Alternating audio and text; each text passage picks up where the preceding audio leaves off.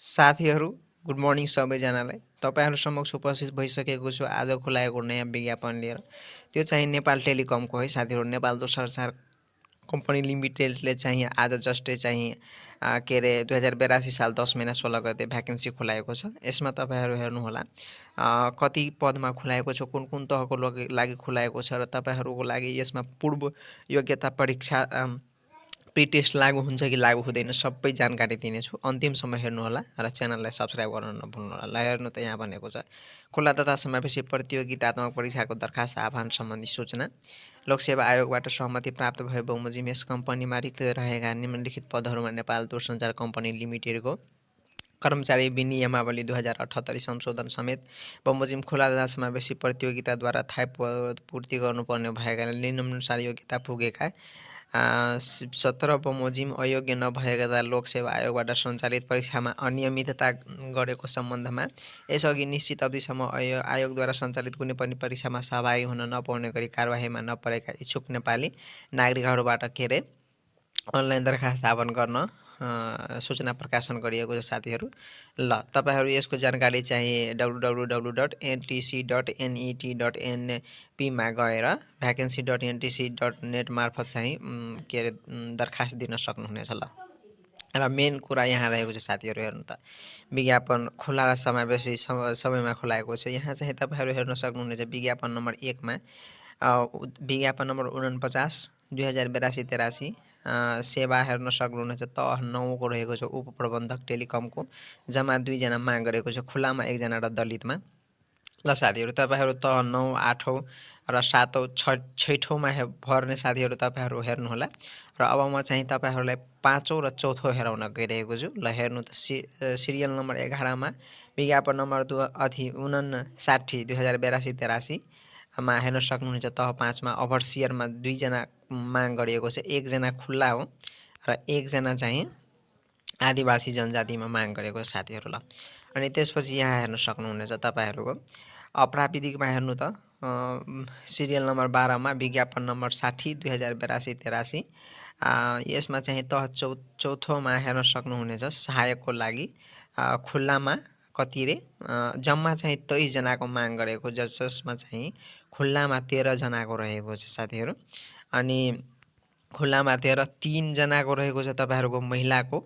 अनि आदिवासीको पनि 3 जना, मधेसीको 2 जना र दलितको 1 जना गरेर चाहिँ यति सिट खुलाएको छ साथीहरू। ल अनि त्यसपछि हेर्नु त तह 4थोको टेलिकम टेक्निसियनमा पनि राम्रै सङ्ख्यामा भ्याकेन्सी खुलाएको छ र जुनियर टेक्निसियनमा तह 3 मा पनि योहरू प्राविधिक भइहाल्यो साथीहरू। प्राविधिक साथीहरू हेर्नु होला है साथीहरू। ल साथीहरू अब जाउँ यहाँ भनेको छ हेर्न सक्नुहुनेछ आवश्यक न्यूनतम योग्यता भनेको छ।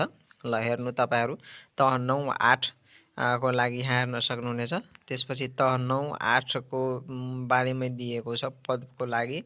8 को हेर्नु होला तपाईँहरू, 7 को पनि हेर्नु होला अनि 6 को पनि हेर्नु होला। अनि 5 मा के भनेको छ ओभरसियर पदको लागि मान्यता प्राप्त शिक्षण संस्थाबाट सिभिल इन्जिनियरिङ, यो चाहिँ प्राविधिकको भयो है साथी। वा आर्किटेक्ट वा सर्वे इन्जिनियरिङमा प्रमाणपत्र तह डिप्लोमा इन्जिनियरिङ परीक्षा उत्तीर्ण गरेको हुनुपर्छ। त्यसपछि यहाँ तपाईँहरूको लागि हो तह 4 मा भर्नको लागि सहायक पदको लागि मान्यता प्राप्त शिक्षण संस्थाबाट एसई वा कम्तीमा 2 GPA प्राप्त भएको हुनुपर्छ साथीहरू। ल साथीहरू अनि चाहिँ तपाईँहरूको के अरे यो जति पनि तह 4थोको लागि रहेको छ, तह 4थोको लागि तपाईँहरूको अनिवार्य रूपमा चाहिँ के अरे प्रिटेस्ट यानि पूर्व योग्यता परीक्षा पास भएको हुनुपर्छ, त्यो मात्र भर्न सक्नुहुनेछ। ल साथीहरू त्यति रहेको छ। तह 4 को लागि मात्र त्यो लागू भएको छ। अनि अर्कोको लागि हेर्नु होला। अनि यहाँ चाहिँ उमेरको हद रहेको छ। उमेरको हद सबैजनालाई थाहै छ। तह 4 मा भर्न चाहनुहुन्छ भने 18 वर्ष पुगेको र 35 वर्ष चाहिँ ननागेको हुनुपर्ने हुन्छ है साथीहरू। परीक्षाको किसिममा चाहिँ लिखित अन्तर्वार्ता को लागि हुन्छन् अनि प्राविधिक तर्फको प्रयोगात्मक पनि हुन्छन्। परीक्षाको दस्तुर यहाँ रहेको छ, तपाईँहरू अनलाइन पनि भुक्तानी गर्न सक्नुहुनेछ। र दरखास्त गर्ने अन्तिम मिति 2082 साल 11 महिना 7 गतेसम्म रहेको छ र दोबर दस्तुरमा चाहिँ 2082 साल 11 महिना 14 गतेसम्म। लिखित परीक्षा सञ्चालन मिति समय र केन्द्र यहाँ भनेको छ।